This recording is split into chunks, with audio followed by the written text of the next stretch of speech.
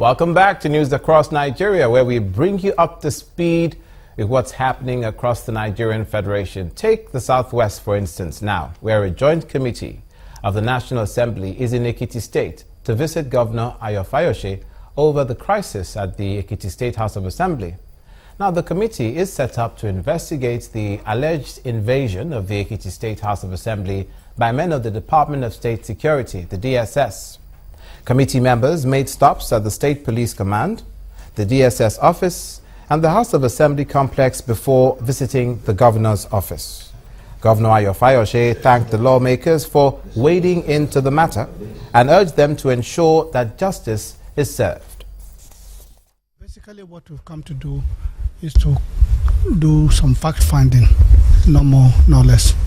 We've gone around, we've seen the Commissioner of Police, we've seen the Director of SS, we've gone to the House of Assembly, and we're here just barely to show our respect to the Governor and the people of Ekiti State. We're finding facts, and this is just when you're finding facts, you don't start assuming or making conclusions or coming to any conclusions and so on. We are still trying to find out what exactly happened. In the interest of Nigeria, they should do justice, because when you hide justice, there will be no peace. We're entitled to our freedom, and nobody should be detained unjustly. If the moment you take away the rights of any human being, then the Constitution seems suspended. So we are pleading with them to do the justice in the matter. I don't want to have my own side story or anything to tell them. They've listened to the two sides. In God's wisdom, they should come forward with the truth and facts. Dr. Ayo Fayose, Governor, Ekiti State. Now, the Senate Committee on the NDDC, the Niger Delta Development Committee, has ordered the Economic and Financial Crimes Commission to investigate all contractors that have abandoned NDDC projects in Imo State. The Chairman, Senate Committee on NDDC, disclosed this when he led members to visit Imo State Governor Rochas Okorocha at the Government House in Owerri, the Imo State capital. No question? Yes, that's Radio Nigeria. Senate believes that the people must benefit from what they are doing. And those of you who were with me yesterday, I made it clear that we will use everything within our power, including the security agencies, to get back this money if you don't do your job. We have called the contractors to go back to site. But where they fail, there are two issues. Those ones that have generated enough, that is, we have the performance is okay, and for one reason they are not able to continue. We look at the contract papers, and then we'll advise NDDC to do the needful. In which case, you know what I mean by the needful. That is, if you have abandoned the site, we look at your contract papers and the documents. As we are here, our consultants are looking at all the documents of the NDDC. NDDC has not done well in Imo State, regrettably. And I've said this time without number, that if there's any state that has not benefited from NDDC programs, it's Imo State. We're worse for it. There's no single projects completed by NDDC in Imo State, except for boreholes, renovation clinics, and renovation of primary schools. And the billions of naira which has been put in the name of Imo State in NDDC, if you had 50% of it, Imo State would have been a different state altogether. So now that you're on the chair as the chairman, I pray that you do something quickly for this great state, Imo State, who have not benefited from NDDC. We don't feel like oil producing. We don't even know whether we are anymore. And you should act quickly under the present situation with this ugly condition put together by NDDC, such a state was. We want to see better projects by NDDC. Mr. Rochas Okorocha, Governor, Imo State. Let's turn the page now to Benue State, where over 2,000 ghost workers in the Benue State Civil Service and those who falsified their service records have been recommended for prosecution.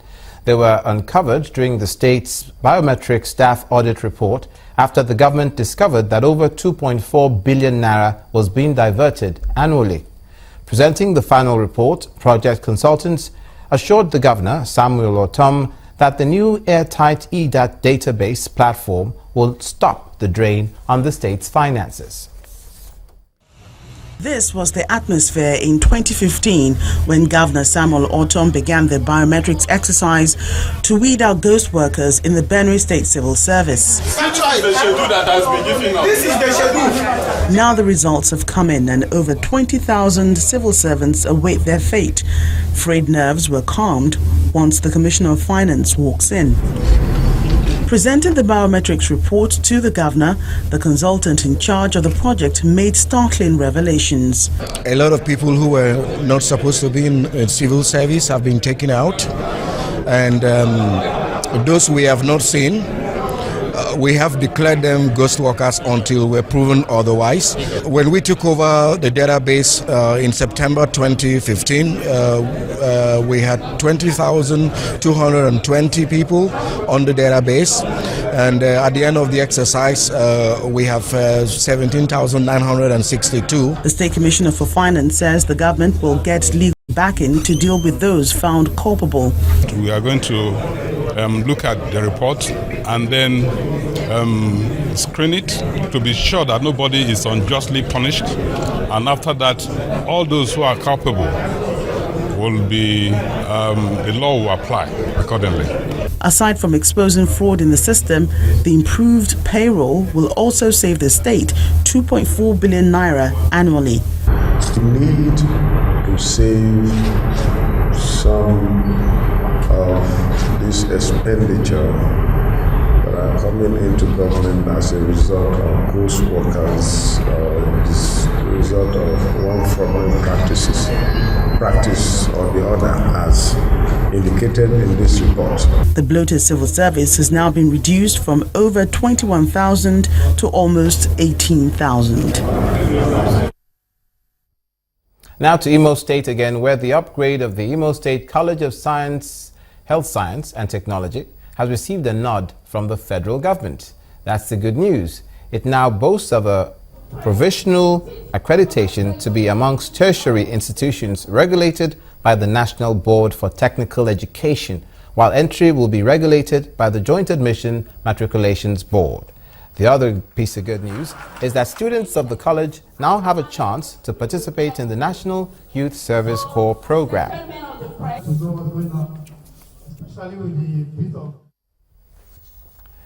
Now to a situation in Yobe State, where residents of Gujba local government area are complaining about lack of water.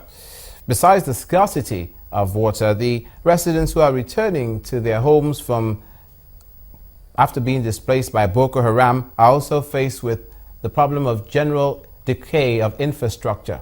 However, the silver lining is the Yobe State government has promised to step in with equipment to rehabilitate the boreholes. Following the military's recapture of towns in Yobe State from the Boko Haram insurgents, residents have begun to return to their homes. In Gujba local government area, about 17 communities have returned to pick up their pieces and eke out a living.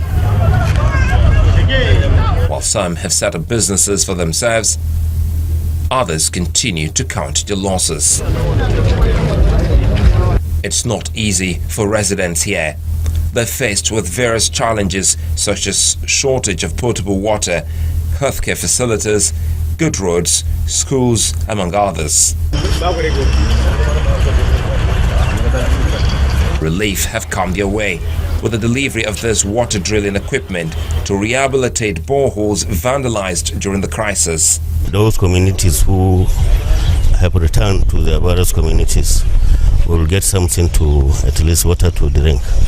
So immediately after this exercise, a technical committee was set up to install some of the equipments and then rehabilitate some of the water facilities in Gujba local government areas.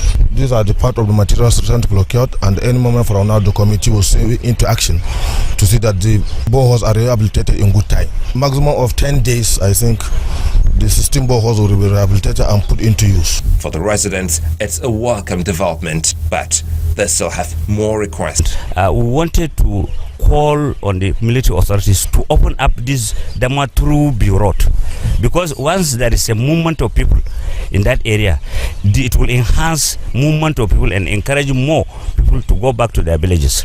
So we are still calling that apart from the bringing in those structures, we also wanted the activity of market in these villages to be allowed. Though life is gradually returning to the liberated communities, but not without the presence of security personnel who are here to protect the residents and sustain the peace.